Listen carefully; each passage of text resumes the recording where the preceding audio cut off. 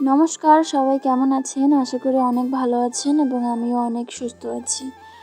তো তোমাদের সাথে আজকে একটা কথা শেয়ার করতে এলাম।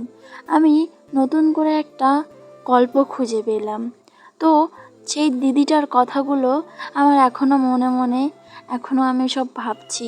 তো ভাবলাম তোমাদের সাথে ভিডিওটা শেয়ার করা যাক। তো চলো বলি। তো ওরা হলো দুই বোন। তো দুই বোনের মধ্যে ছোট বোন আগেই পালিয়ে গিয়ে বিয়ে করে। ছোট বোনের শ্বশুরবাড়ি এতটাও গরিব নয়, আবার এতটাও বড়লোক নয়। তারা মধ্যবিত্ত এক পরিবার।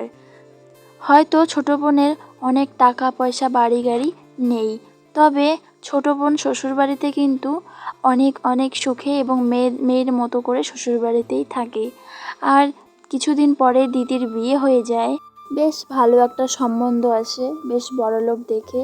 তো সেখানে দিদির বিয়ে ঠিকঠাক হয়ে যায় এবং কিছুদিন পর দিদিরও বিয়ে হয়ে যায়। যত দিন চলে যায় তত দিদিকে কিন্তু অনেক অনেক খোঁটা শুনতে হতো। দিদির শ্বশুরবাড়ি থেকে অনেক কিছু চাইতো, কিন্তু তার বাবা মা তো অনেক গরিব মধ্যবিত্ত।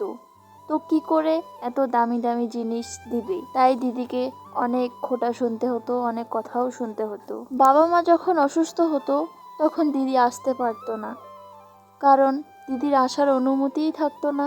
কিন্তু ছোট বোন যখন ইচ্ছে বাবা মায়ের কাছে বললেই চলে আসতে পারতো, কারণ তাকে কখনো অনুমতি নিতে হয় না।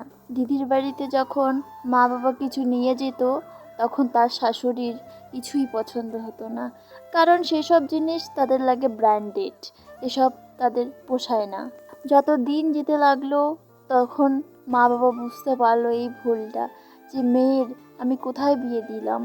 তখন একদিন আমার দিদিকে মা বাবা বলল যে দেখ, তোরও যদি আমি মধ্যবিত্ত ঘরে বিয়ে দিতাম তাহলে তুইও সুখী হতি, তোর এত কষ্ট সহ্য করতে হতো না। কিন্তু তখন দিদি হেসে বলল, কি করা যাবে, বিয়ে তো হয়ে গেছে, মেনে নিতে হবে।